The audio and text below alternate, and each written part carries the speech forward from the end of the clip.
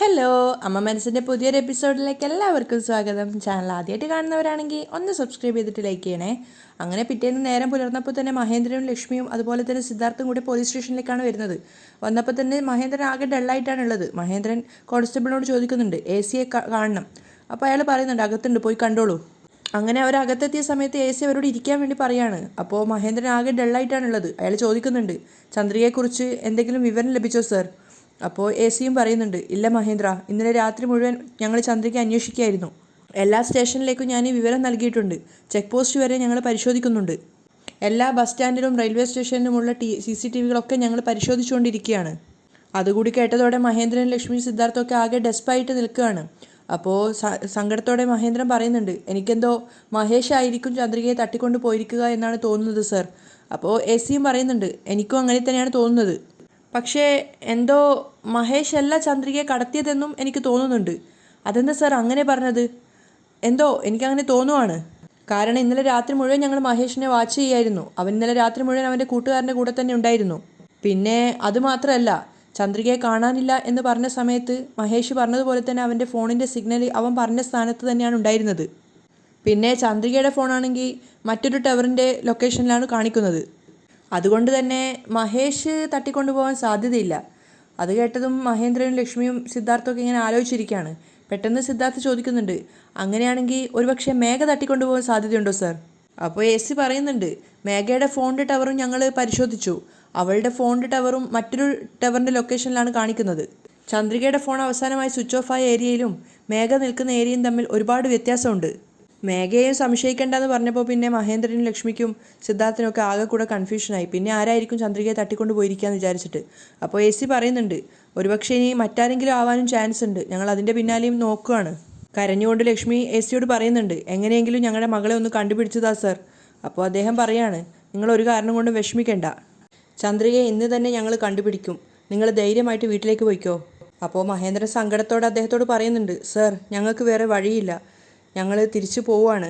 അപ്പോൾ AC പറയുന്നുണ്ട്, വിഷമിക്കാതിരിക്കും മഹേന്ദ്ര, വിശ്വാസം കൈവിടാതിരിക്കൂ. തീർച്ചയായിട്ടും ഇന്ന് ചന്ദ്രികയെ ഞങ്ങൾ കണ്ടെത്തും. അങ്ങനെ AC വാക്ക് വിശ്വസിച്ചിട്ട് മഹേന്ദ്രനും ലക്ഷ്മിയും സിദ്ധാർത്ഥും അവിടെ നിന്ന് സങ്കടത്തോടെ തന്നെയാണ് തിരിച്ചു പോകുന്നത്.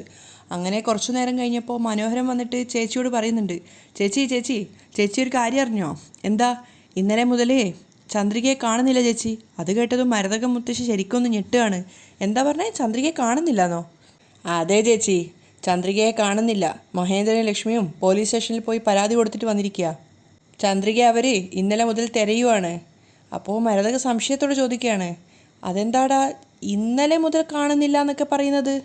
നമ്മൾ ഈ വീട്ടിൽ തന്നെയല്ലേ ഉള്ളത്, എന്നിട്ട് നമ്മൾ അറിഞ്ഞിട്ട് പോലും ഇല്ലല്ലോ.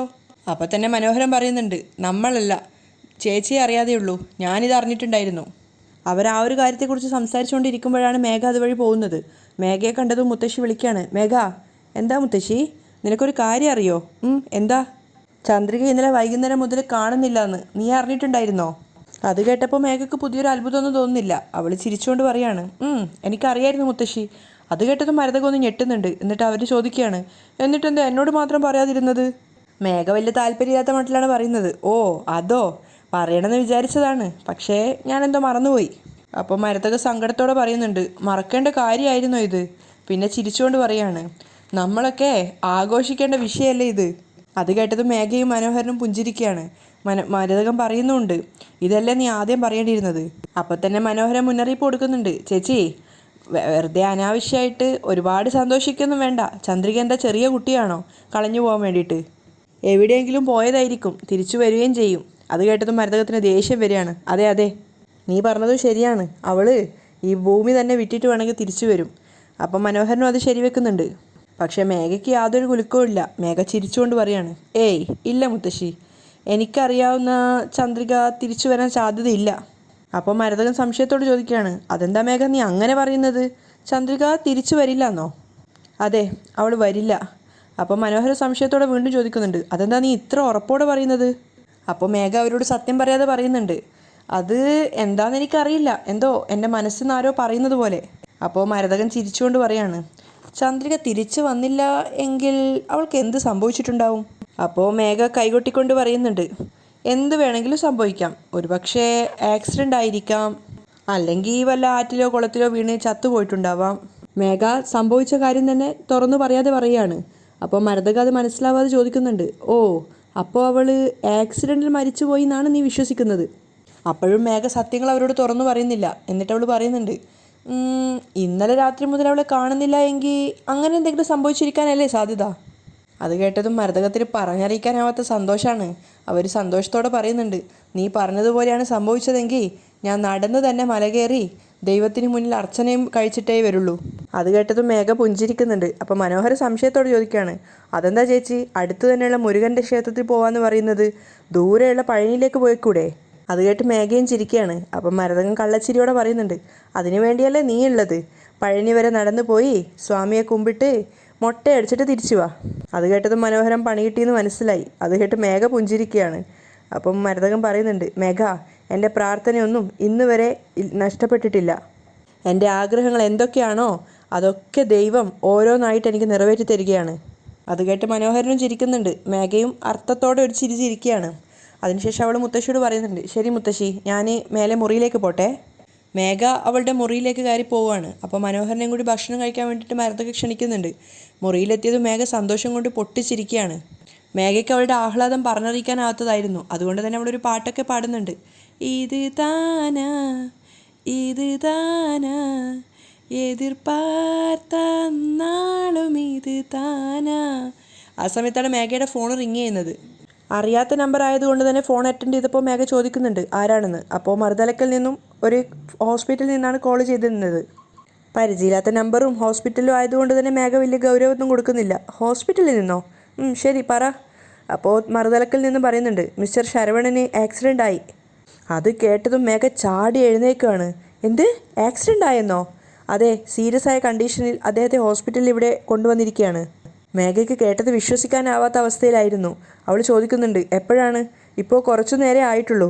അദ്ദേഹത്തിൻ്റെ ഫോണിൽ നിങ്ങളുടെ നമ്പറും പേരും കണ്ടു, അതുകൊണ്ടാണ് നിങ്ങളെ വിളിച്ചത്. നിങ്ങൾ എത്രയും പെട്ടെന്ന് ഹോസ്പിറ്റലിലേക്ക് വരണം. ആക്സിഡൻ്റ് ആയപ്പോൾ അദ്ദേഹത്തിൻ്റെ ബോധം മറിഞ്ഞിരിക്കുകയാണ്. അതുമാത്രമല്ല, അദ്ദേഹം ഇവിടെ ICUവിലാണ്. ഇനി എന്തെങ്കിലും കാര്യങ്ങൾ ചെയ്യണമെങ്കിൽ തന്നെ ഉത്തരവാദിത്തമുള്ള ആരെങ്കിലും ഇവിടെ വേണം. അതുകൊണ്ട് തന്നെ എത്രയും പെട്ടെന്ന് നിങ്ങൾ എത്തിയെങ്കിൽ മാത്രമേ അദ്ദേഹത്തിന് ബാക്കിയുള്ള ട്രീറ്റ്മെൻറ്റുകൾ ഞങ്ങൾക്ക് ആരംഭിക്കാൻ സാധിക്കുള്ളൂ.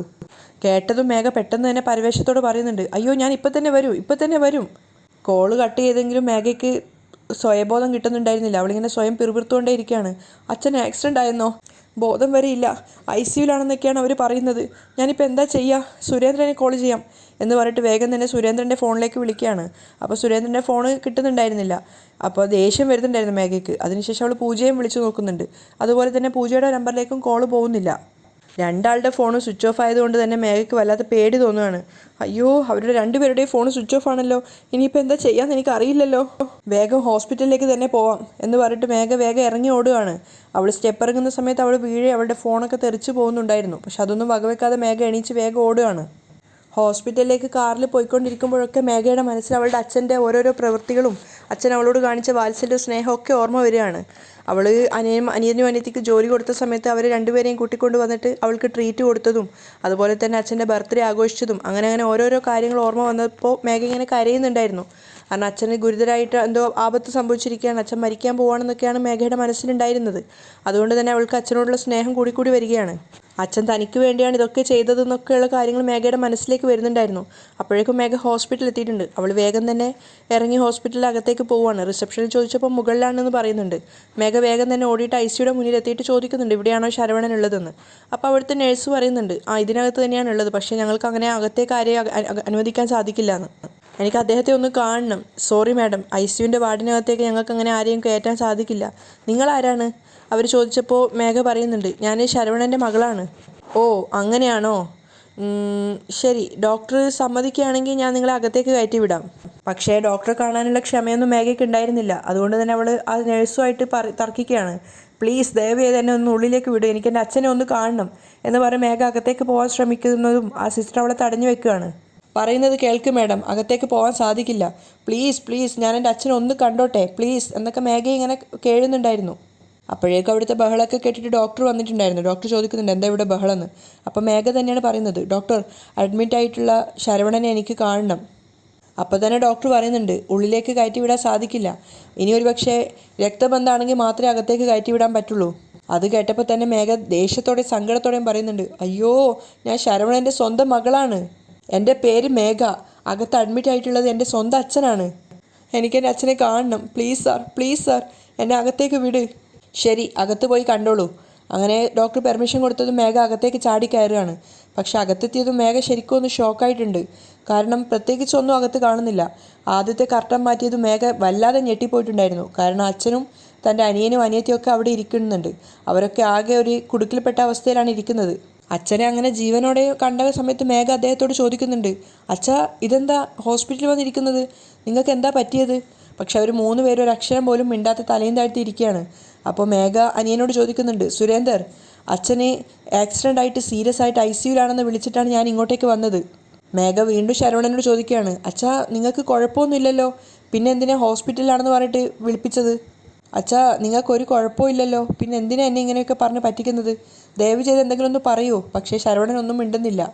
എന്താ പ്രശ്നം? നിങ്ങൾ എന്തിനാ ഹോസ്പിറ്റലിൽ വന്നിട്ട് ഇങ്ങനെ ഇരിക്കുന്നത്? പക്ഷേ എന്നിട്ടും ഒരു 3 പേരും ഒന്നും മിണ്ടുന്നില്ല. മേഘ അനിയനോടും അനിയത്തിയോടും പറയുന്നുണ്ട്, അച്ഛനോ ഒന്നും പറയുന്നില്ല. നിങ്ങളെങ്കിലും പറ, എന്തിനാ നിങ്ങളിങ്ങനെ ഹോസ്പിറ്റലിൽ വന്നിരിക്കുന്നത്? പക്ഷെ അവർക്കൊന്നും പറയാൻ സാധിക്കുന്നുണ്ടായിരുന്നില്ല. മേഘ വീണ്ടും കെഞ്ചുകയാണ്, അച്ഛാ, എന്തെങ്കിലും ഒന്ന് വായി തുറന്ന് പറ.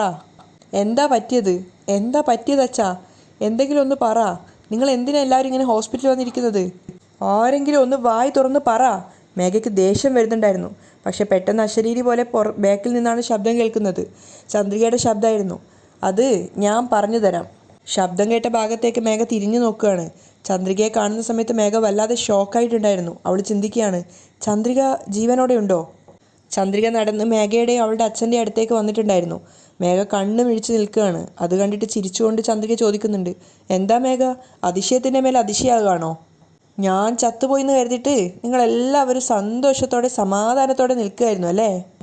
ഞാൻ എങ്ങനെയാണ് ജീവനോടെ വന്നതെന്ന് പിന്നീട് പറഞ്ഞു തരാം. ആദ്യം ഇവരൊക്കെ നിൻ്റെ ആരാണെന്ന് നീ പറ. മേഘ ഒന്നും പറയാതെ തലയും താഴ്ത്തി നിൽക്കുകയാണ്. ആ സമയത്താണ് സിദ്ധാർത്ഥം അങ്ങോട്ടേക്ക് വന്നത്. സിദ്ധുവിനെ ചന്ദ്രിക നോക്കുന്ന സമയത്താണ് മേഘയെ അങ്ങോട്ടേക്ക് നോക്കുന്നത്. സിദ്ധുവിനെ കൂടി കണ്ടതോടെ മേഘ ആകെ തകർന്നു പോയിട്ടുണ്ടായിരുന്നു.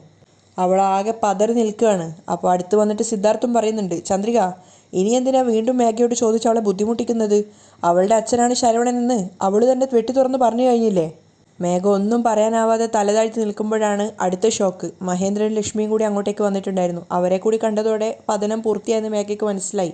അടുത്ത് വന്നതും മേഘയോട് മഹേന്ദ്രൻ പറയുന്നുണ്ട്, സബാഷ് മേഘ, സബാഷ്. ശരവണനാണ് നിൻ്റെ അച്ഛനെന്ന് അറിഞ്ഞിട്ടും ഞങ്ങളോട് ആരോടും സത്യം പറയാതെ മറച്ചു വെച്ചല്ലേ? സത്യം പറഞ്ഞാൽ നീ വലിയൊരു അഭിനയക്കാരി തന്നെയാണ്. അത് കേട്ടതും മേഘ ഇങ്ങനെ തലതാഴ്ത്തി നിൽക്കുകയാണ്. കേട്ട പാതി ലക്ഷ്മി വേഗം വന്നിട്ട് മേഘയുടെ കവിളത്ത് നോക്കി ഒന്ന് പൊട്ടിച്ചു കൊടുക്കുകയാണ്. എല്ലാവരും ഷോക്കായിട്ട് നിൽക്കുകയാണ് അത് കണ്ടിട്ട്. മേഘയും തിരിച്ച് പ്രതികരിക്കുന്നൊന്നുമില്ല. ആ സമയത്ത് ലക്ഷ്മി പറയുന്നുണ്ട്, ഈ ശരവണൻ പറഞ്ഞിട്ടായിരുന്നോ നീ ഇതൊക്കെ ചെയ്തുകൊണ്ടിരുന്നത്? മേഘ ഇല്ലെന്ന അർത്ഥത്തിൽ തലയാട്ടുന്നുണ്ടായിരുന്നു. അപ്പോഴും ലക്ഷ്മി പറയുന്നുണ്ട്, ഇവൻ പറഞ്ഞിട്ടായിരുന്നോ എന്നെ പറ്റിച്ചിട്ട് എൻ്റെ സ്വത്തുക്കൾ മുഴുവൻ നീ എഴുതി വാങ്ങിയത്? ഇവൻ പറഞ്ഞിട്ടായിരുന്നോ ചന്ദ്രികയെ കൊല്ലാൻ വേണ്ടിയിട്ട് നീ ആളെ അയച്ചത്? അപ്പോൾ മഹേന്ദ്രൻ പറയുന്നുണ്ട്, ലക്ഷ്മി, ഇവക്ക് ശരവണൻ പറഞ്ഞു കൊടുക്കേണ്ട ആവശ്യമൊന്നുമില്ല. അവൾ പറഞ്ഞു കൊടുക്കേണ്ട അവസ്ഥയാണ്. ഇവള് അച്ഛന് പേര് കേട്ട മകളാണ്. നായി 8 അടി നടന്നാ കുട്ടി 16 അടി നടക്കുമെന്ന് കേട്ടിട്ടില്ലേ? അങ്ങനെ പേര് കേട്ട മകളാണ് ഇവള്. തന്നെയും തൻ്റെ അച്ഛനെയും കുറിച്ചാണ് മോശമായിട്ട് അവർ പറയുന്നതെന്ന് മനസ്സിലായെങ്കിലും മേഘ ഒന്നും പ്രതികരിക്കാതെ നിൽക്കുകയാണ്. അതിനുശേഷം മഹേന്ദ്രൻ ദേഷ്യത്തോടെ ശരവണൻ്റെ അടുത്തേക്കാണ് പോകുന്നത്. നേരെ പോയി അയാളുടെ ഷർട്ടിനും കുത്തിപ്പിടിച്ചിട്ട് കരണം നോക്കി ഒന്ന് പൊട്ടിച്ചു കൊടുക്കുകയാണ്. അച്ഛനെ തല്ലുന്നത് കണ്ടിട്ട് സുരേന്ദ്രനും പൂജയ്ക്കും അതുപോലെ തന്നെ മേഘയ്ക്കും വല്ലാതെ പൊള്ളുന്നുണ്ടായിരുന്നു. പക്ഷെ അവരാരും തന്നെ പ്രതികരിക്കുന്നില്ല.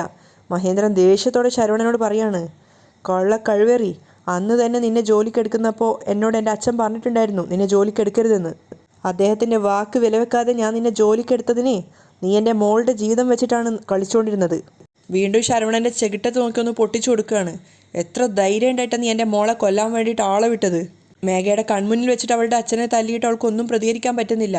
മഹേന്ദ്രൻ നല്ല ദേഷ്യത്തിലാണ് ഉണ്ടായിരുന്നത്. അയാൾ സിദ്ധാർത്ഥനോട് പറയുന്നുണ്ട്, സിദ്ധു, ഇവരെ തല്ലി കൂട്ടിയിട്ട് കൊണ്ടുവാ. ശരി അങ്കിൾ. അപ്പോൾ മഹേന്ദ്രൻ പറയുന്നുണ്ട് മേഘയോട്, ജാനകി, മേഘയെ വലിയ ആളായി കണ്ടിട്ട് തലയുടെ മുകളിൽ കയറ്റി വെച്ചിരിക്കുകയല്ലേ? ഇവളുടെ യോഗ്യത എന്താണെന്ന് അവൾക്കും മനസ്സിലാവണം. മഹേന്ദ്ര മേഘയെ ചൂണ്ടിക്കൊണ്ടാണ് പറയുന്നത്. മേഘ തലതാഴ്ത്തി ഭയത്തോടെ നിൽക്കുകയാണ്. എല്ലാ സത്യങ്ങളും എല്ലാവരും അറിയാൻ പോവുകയാണെന്ന് അവൾക്ക് മനസ്സിലായി. അവിടെയാണ് ഇന്നത്തെ എപ്പിസോഡ് വൈൻഡപ്പ് ചെയ്യുന്നത്.